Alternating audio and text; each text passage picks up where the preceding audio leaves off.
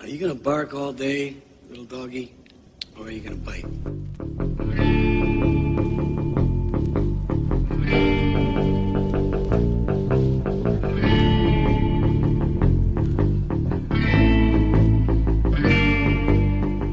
What's going on, guys? It's the Movie Dogs. It's me and Mr. OneTwo. And it's the Easy Pleaser, Easy Pete. And today we got a special guest with us. We got the homie with us, Killer Cam, from our brother podcast, The Folding List. What's going on, Cam? Oh my God. Oh man, yo, where did the sun go? Like, what's going on right now? Where am I? Actually, what are we doing? Technically, right now, imagine yourself in 1719 in the Great Plains. Okay. Look at yourself right there right now. I said it. Okay. You know what I mean? And just imagine a whole ass predator chasing after you. Oh man, what do I have as a weapon? Like, what can I defend myself? Nunchucks. I got nunchucks. Yeah. Nunchucks. All right. Well, I'm dead. What y'all got?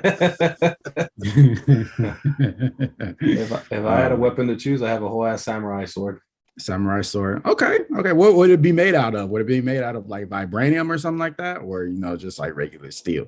Be Hanzo steel. Exactly. I was about to say it's Hanzo steel right there. I like that. Yeah, I like that. I still wouldn't be able to survive because that dude was murdering colonizers like crazy, like those French colonizers do. Oh my God. Yeah. So to our listeners today, we're the Movie Dogs. We review everything based off of a brewski system. So if your film or show gets 1 brew, it was trash. If it gets 5 brews, it was dope. And if you dwell into the Blanton's territory, it was absolutely epic.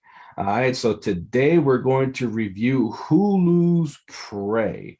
For our listeners here, this movie is a prequel to Arnold Schwarzenegger's Predator.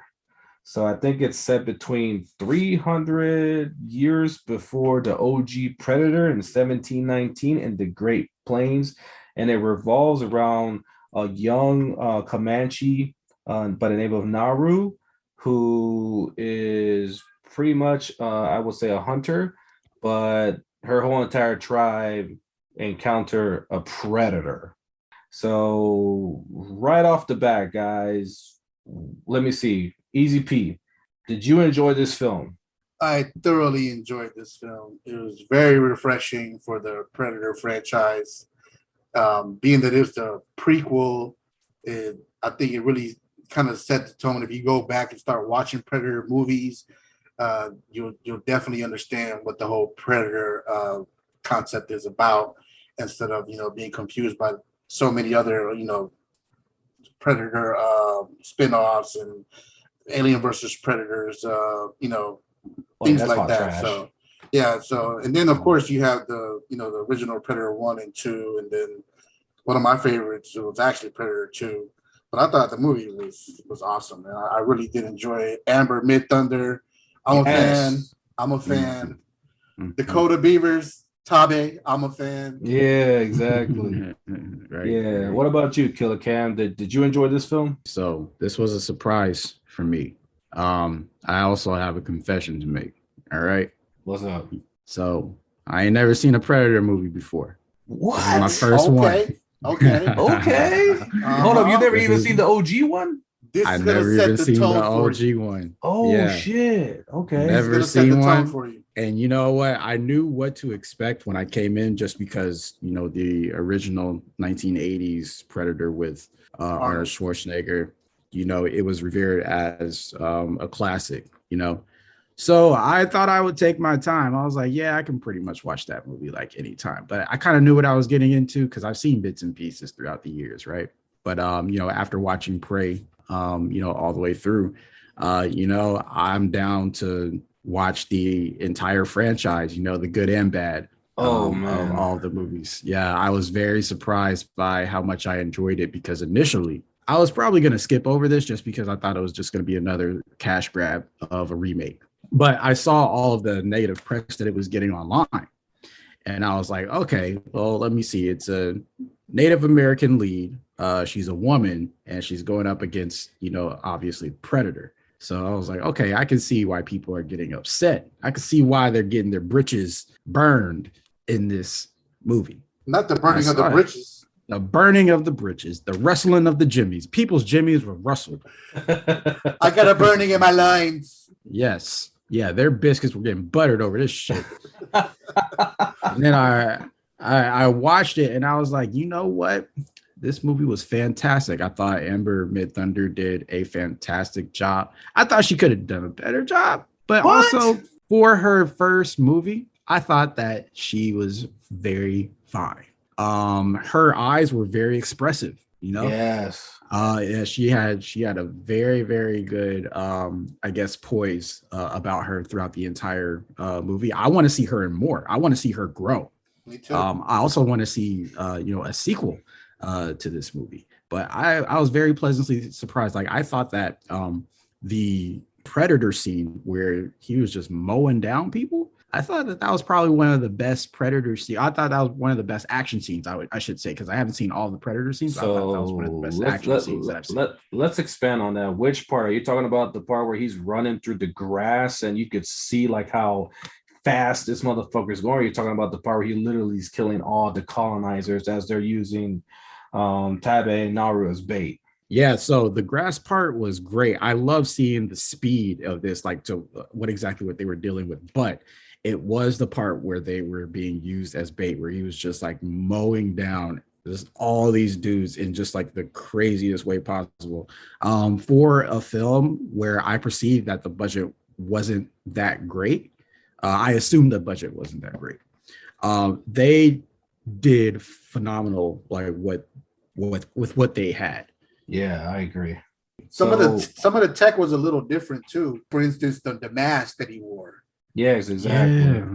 Mm-hmm. So yeah, if you watch the OG one, I mean, so when the director came out with this film, so there's whole books on the Predators. My babysitter, Sarah, she expanded on it with me and explained how detailed the books are. So there's different, and the last film of Predators and even Predators by Robert Rodriguez, Lawrence Fishburne's character expanded on the different types of predators, like the little one, the big one, and things of that sort. So in the Predator universe, in the books, there are different kinds of predators. So that's why, like me personally, I still prefer the OG one from 1987. To me, that one, hands down, is the best look.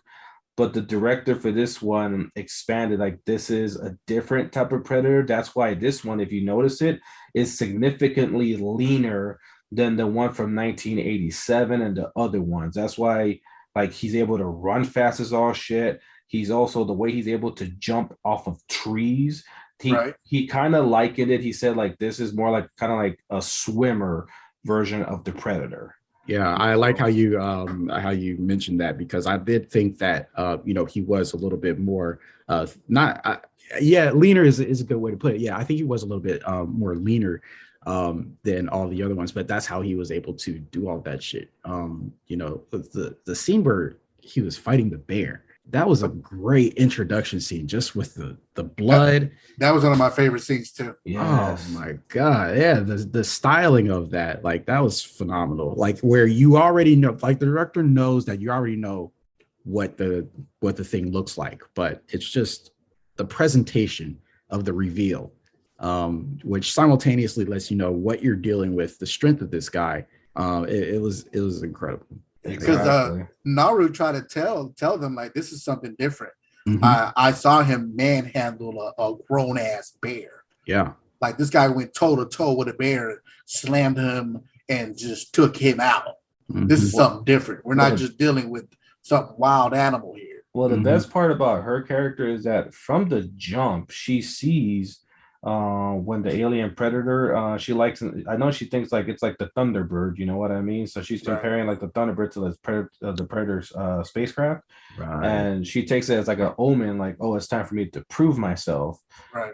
So from the jump, she knows something ain't right. Something is off. Like, they're saying, oh, it's a bear. And she's like, I'm just saying that's no bear. And then when she breaks that branch and she compares the size of it to that broken stick, you can clearly tell that's not a fucking bear's foot. How long that dude's foot is. She was like, hold up, bro. Exactly. She was like, that size print made Shaq's feet look like kindergarten like size. So it's like, damn. So she clearly knows like we're dealing with something that we ain't never experienced or fucked with or even fucking seen. Yeah, absolutely. I think they did a really good job in showing the intelligence of Naru's character as well. Like it's all in the movie, as far as her tracking skills, her hunting skills, and all of what it foreshadows for the final scenes in the Yes. movie. A lot of people were just getting real butthurt about it. It's like, oh, what is this 90-pound girl doing squaring up against this predator dude? And it's like, okay, she's not squaring up against, she's outsmarting the guy, you know? Yeah, what you Right, because with something like that, you just can't go, just brute force. You gotta outsmart it. Yeah, you can't just run up and start trying to beat the shit out of the guy. Like he just hey, manhandled a bear. hey, that's not true. I mean, yo, Tabe was running his fade, and that motherfucker had to turn invisible. Oh, he sure to was. get away from him. Yo, I was like watching it. I'm like, oh, he turned to a bitch. He had to turn invisible because he couldn't handle the homie Dakota Beavers running his You fade. are right. Hey, you are 100%. Tabe would have ran his fade, dude. Big time. Ran his fade. Yo, he was screaming and hollering like when the predator turned invisible. He screamed and he said something Comanche that I took like, "Why you a bitch? Why you running away?" You ran away. You ran away from the fight between one-on-one, and you ran away. One thing that I can appreciate is Tabe's character. I compare it a little bit to Dante's Inferno. I don't know if you're aware, but Virgil in the story, Virgil's goal for Dante is to kind of like lead Dante through the depths of hell up until like he can't anymore. And when Tabe completes his purpose, putting Naru in a position where she can beat this guy, I feel like Tabe's character really did like have the best arc in the entire film, where he's this older brother, he's good at everything, he's smart, and he's the war chief. Right. And at the end of the movie, he just goes out like a true gangster, just warrior, giving this dude like a run for money, where he had to use hacks, bro. Like he had to right. pull out the cheat codes. Exactly. And like stab the dude in the chest, because it's like, damn, it's like she was fucking this dude up. And not only that, but this is after they got captured.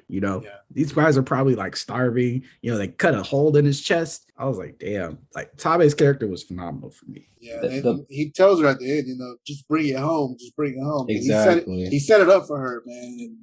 And she had failed a few times beforehand, Mm-hmm. So when he pretty much gave her the alley-oop, she had a slam it, man.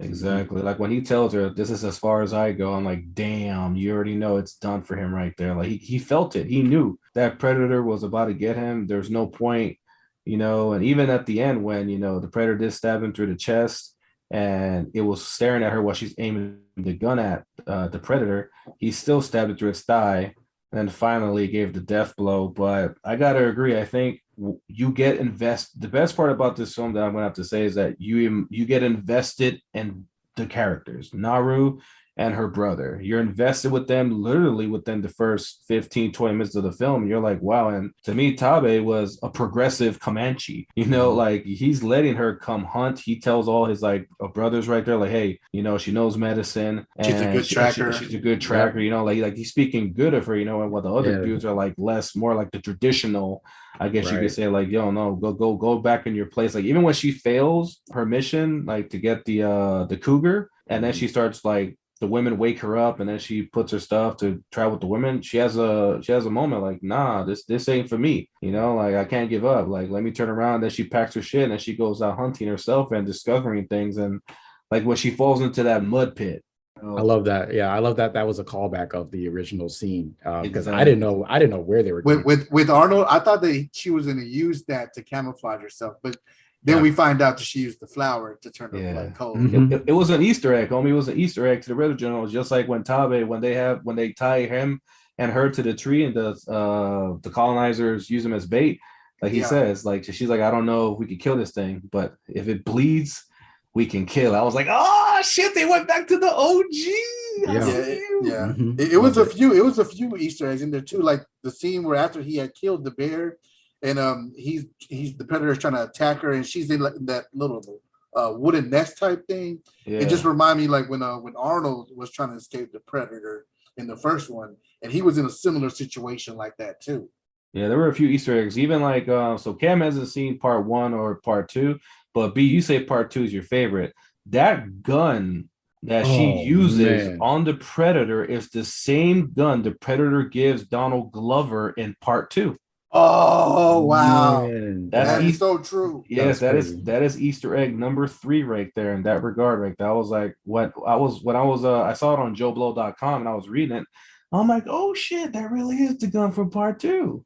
Yep. Now, Mhm. now the question that comes because like after the credits roll, she runs that predator's fade and she brings the head back to her tribe and she's like, we need to get out of here because of course the colonizers are around the corner, Right. and she doesn't know if maybe more predators might be coming. But after you watch the credits, the cartoons that are depicted on there, you see a whole other arsenal of spaceships coming. So the question is, are they coming to drop off another predator? Are they coming to confront them? How does that predator get the gun? Does poor Naru meet her fate with another predator? Like, or do they give it Mhm. homage like how Alien versus Predator was when they gave old girl props, or Donald Glover props in part two when he killed the predator, they gave him that gun.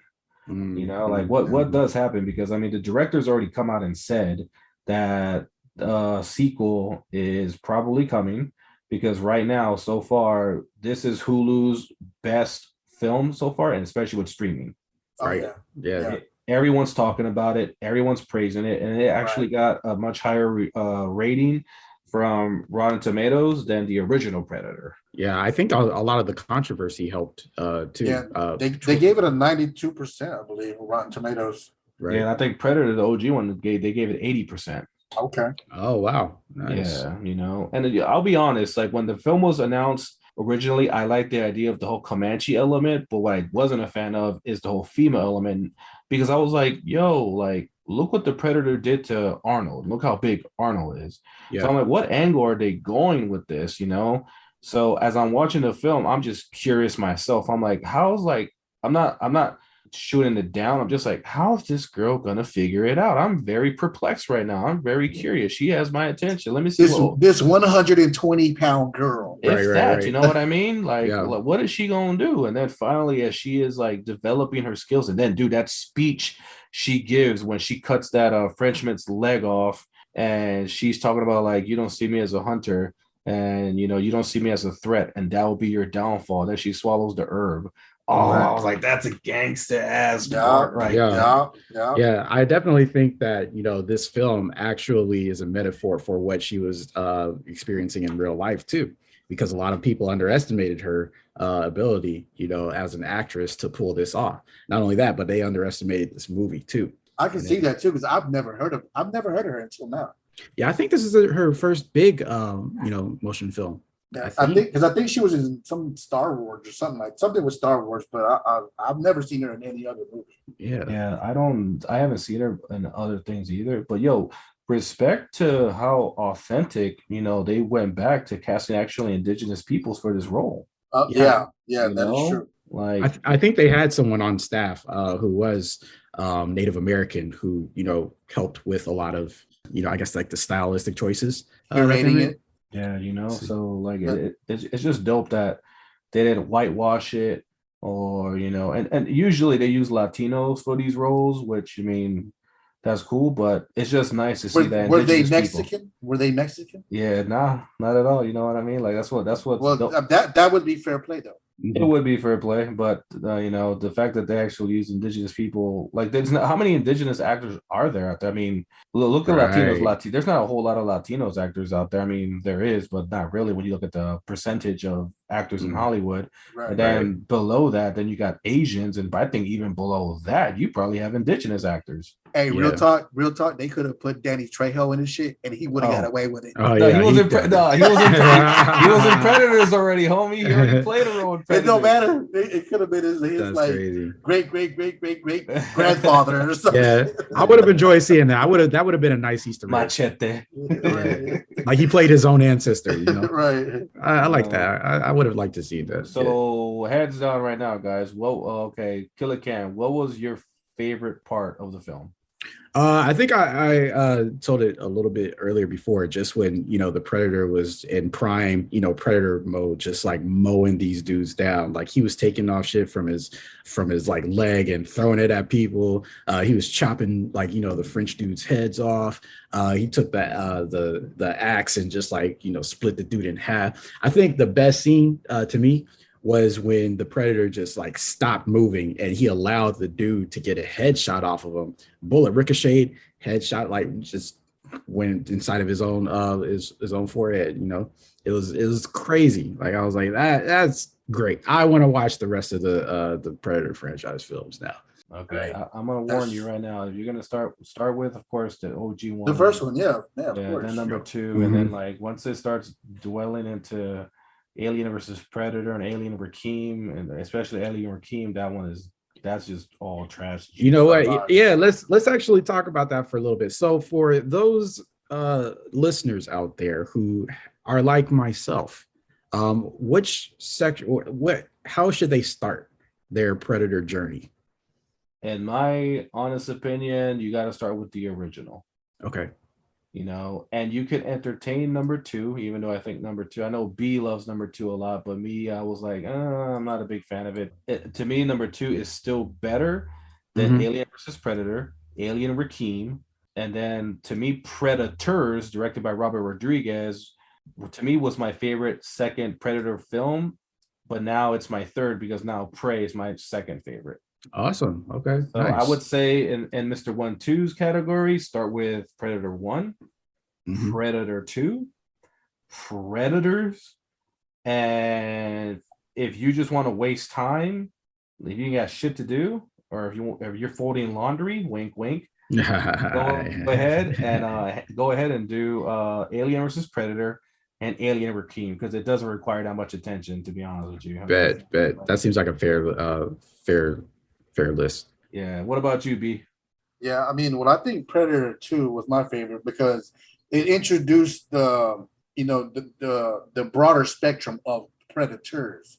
Because in that movie, you do get to find out towards the end that there are more predators out there, different sizes. They all look different. And like you said, for one, comparing it to the first one, it's just as good. Like the first one was super dope. The second one, it's just as good too. So a lot of times you get, the original movie that's kick ass, and then the sequel will suck. Well, in this case, that was not the notion. This one was just as good. Nice. So I think 1 and 2 would definitely get you engaged and be like, oh, well, Predators is the shit. Right. And then there's some in between films that kind of like, just ain't worth you watching it. But Prey, once you watch it, then you will be like, oh, hell yeah, Predators is the shit.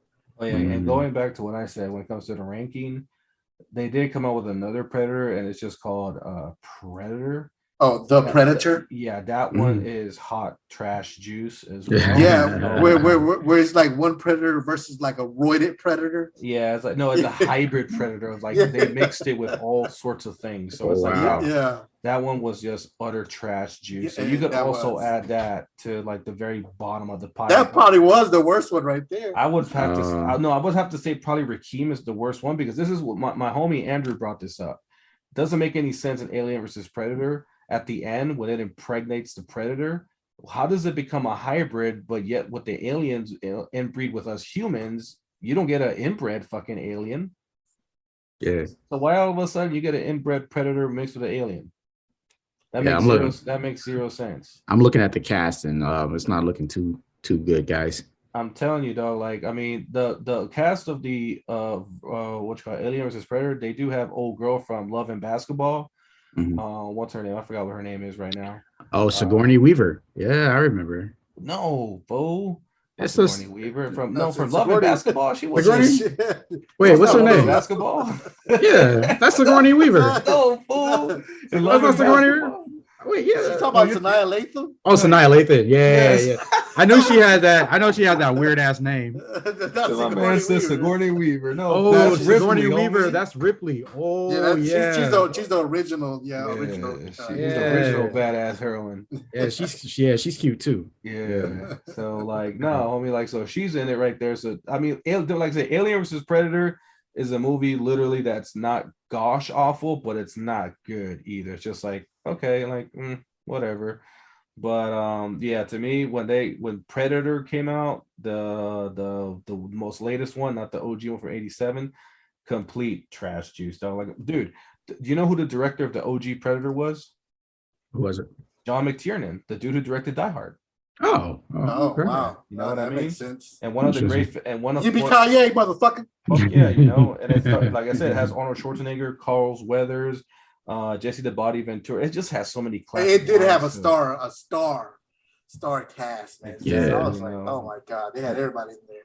And you know the funny thing is when you watch so when you watch Predator, you see how big these motherfuckers are. Yeah. Okay. Do you know who was originally casted as the OG Predator in 1987? It was Jean-Claude Van Damme. No way. Yes, Jean-Claude. Because the alien space suit, when you watched it behind the scenes, the space suit was dog shit. And then they were starting to have issues. They were like, dude, this space suit is just trash. And that's when they got Stan Winston involved, and he made movie magic. But I think what was it? Jean-Claude Van Damme got offered a different role. And that's when they hired another actor, and he took on the role, and he was like really tall as shit. That's how the Predator was birthed right there. But yeah, Jean-Claude Van Damme, technically speaking, was the very first casted OG Predator. Okay. Yeah, I'm looking at the Predator in this movie. This dude is 6'9". Yeah, they're big, dude. Like the dudes who play the Predator, they're casted, and they pretty much gotta be NBA height. Yeah. Yeah. You know? So, but yeah, so okay. B, what was your favorite part of the whole entire film? Well, let me just start off and say that I like how they did get someone to curate the whole Native American aspect of this film, you know, highlighting the Comanche culture. And there was parts of the movie where they were speaking, and I don't know if it was just on my TV, but there was really no translation. They were just talking. Was it? Yeah. Yeah. And I'm like, what language are they talking? Come to find out, it's a Numic language, which is actually it's part of the Uto-Aztecan family language. Oh. So, like I tell a lot of people when they say, Native Americans aren't around and this, that, and the other, and then you think about the Native Americans, you know, towards the western part of the United States, they practically were Mexican, you know, so they haven't really like all been, you know, like extinct or something like that, you know, just about, you know, but they're still around, man. They just their culture has shifted and the people have been, you know, just changed. But anyways, I piggyback off of that to say I really like the originality of the film, highlighting the culture of the Comanche people, and I also wanted to know what type of dog breed was Sorry. Yeah, he looked like a pit bull a little bit. No, I don't know what type of dog that was, but I was like, what type of dog is Sorry? Yeah, he was one of the best co-stars I could think of right there, homie. Mm-hmm. Yeah, real talk. Like as I'm watching this film, my wife, you know, because every time you see a dog in like something, there was like, oh, the dog's gonna die. Is the dog gonna die? The dog gonna die? I keep telling her like, no, I'm not gonna watch this. The dog's gonna die. I'm like, okay, dog's not gonna die. You're lying to me. You know, I can just Google it. I'm like, go ahead. Dog doesn't die. So to all you dog lovers out there, when you watch this film, guess what? The dog doesn't die. Other people die. And trust me, you're gonna get vested in those characters. Right. But the dog does not die. PETA is fine. The other animals die actually. So yeah. Right. Oh. That was another thing too, being that you said that. They did a lot of little hints at what a predator and prey is. Like at the very beginning, you know, when you see the eagle in the sky, and then the Tabe shoots down the eagle, and then his sister says, well, I was waiting for him to circle back so that guy wouldn't have to, you know, go all the way over there to pick him up. And so you could tell right then and there that she was smart. And then there were other little parts too, man, like just throughout the movie with the snake versus the mouse. Yeah. Remember when the snake was gonna attack the mouse and the predator grabbed the snake and just gutted it. Another part, right? Another part, the wolf versus the rabbit. That was badass right there. Yeah, that was right. wow. And when the predator went at the wolf, and the wolf got a good, nice little bite on him too. And the predator was like, we doing it like that. Yeah, to just show the wolf the business. Exactly. Mm-hmm. Yeah, I'm gonna have to say like this predator. So in the OG one, I would say he's more strategic, whereas this one is more ballsy. So in the first one, he's killing Arnold's group one by one. He doesn't kill them in a group. He doesn't really try to attack them in a group. Very rarely does he do that. In this one, he's killing them in grouping. Like, for example, when he goes against the colonizers, he attacks all of them, not giving a shit with that bomb ass shield. Like when he lifts up that dude by the neck, and that dude takes out his knife, and then the predator looks at it like, really, bitch, and then opens his shield and splits his whole head. I was like, right. That was kill. That was kill of the week right there. That shield was something else too, man. Exactly. You know what I mean? So like seeing the shield. So of course,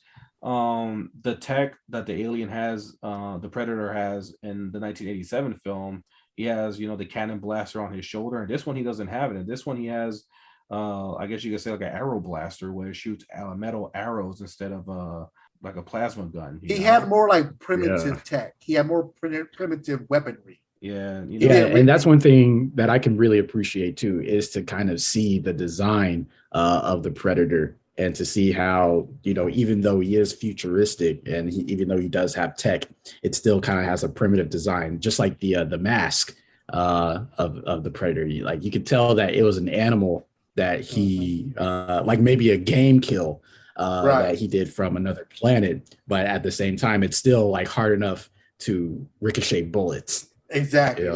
Like he overlaid that animal's like skull over his Predator tech mask or something like that. I don't know. Right. He probably like got a custom lasers. Made. Yeah. So right now, brass tacks, gentlemen. All right, Killer Cam, how many brews do you give Prey? You know what? I'm gonna give it 4 out of 5. I loved it. Yeah, I thought it was great. I thought it was a refreshing take on the series. I thought that the Native American aspect, which is unfortunately so underutilized in Hollywood, like we don't get movies like these anymore. Sure don't. I thought that it took me by surprise in more ways than one. So I could appreciate it. I would love to see maybe another film just like this. Where Predator lands in ancient South America, in ancient, Africa, just kind of like following the same beats. That would be dope for that. Dope in Africa, man. Yeah, man. Like I would love to see some shit like that. So it opens up a lot of possibilities, for me, where it's not just the, macho dudes that are taking on these guys. It's, people that are very resourceful in outsmarting these guys. So I loved it. 4 out of 5 for me. Okay. How about you, B? How many brews do you give this puppy? Yeah, I gave it a 4.5, man. I thought it was a great movie. Definitely like we were talking about the just highlighting the culture of the Comanche people was definitely dope. And using a different look as far as like who could be the main hero of the film. It wasn't a man, for one, and then two, it wasn't like a big badass. It was someone who was very vulnerable looking but yet very witty. So I like the way they did that. And one of my favorite parts actually of the movie was when the Predator was going head to head with the Comanche people. They actually gave him a better fight than the colonizers did. The Comanche warriors were going after his ass. That's true, because they did stab him a few times and actually did some damage, whereas the colonizers really didn't do jack shit with their guns. Like one of my favorite kills is when I think it was like the second guy Comanche warrior he was killing. And the guy steps in front of him and he just starts screaming like, "Ah!" And then the Predator just chopped his ass up. Like, what the fuck? I did like that. I did like when the Comanches were fighting, their spirit came out. They were like yelling and like, "Nah, motherfucker, you big and but we want all the smoke." Yeah, You even know? like when Tabe was going after him and riding yes. after him in the horse and shooting Right. arrows at him and shit. He was Dude. like, I was like, oh Yeah. shit. Tommy would have Yeah. brought it home, dude. That motherfucker didn't turn invisible. He turned into a bitch when he turned invisible. That was the cheat code right there. You know, that was some Yeah, bullshit. man, that's what I'm saying. Like hacks, bro. Like he had to do that shit or he was gonna die. Like he had the upper hand on him the entire time. But it's just so great that I got to see a movie like this because we don't get movies like this like nowadays. No, we really don't. And my second favorite part, I would say, would be when Naru actually used all the data from watching her brother fight the Predator to actually outsmart him and then kill him at the end, you know, and expose his weaknesses. So I really enjoyed the film, man. I probably should just go ahead and give it a 5, to be honest with you, man. Should give it a Blanton's. Damn. Okay. You know what? I think I'm just gonna level up and give it a Blanton's, bro. Honestly, I can't remember the last time you ever even given a Blanton's to a film. Yeah, I don't think you ever have. And lately, the Easy Pleaser hasn't been pleased, but this one really pleased me. It was effortlessly. You know, I was like, damn, they pleasing the hell out of me right now.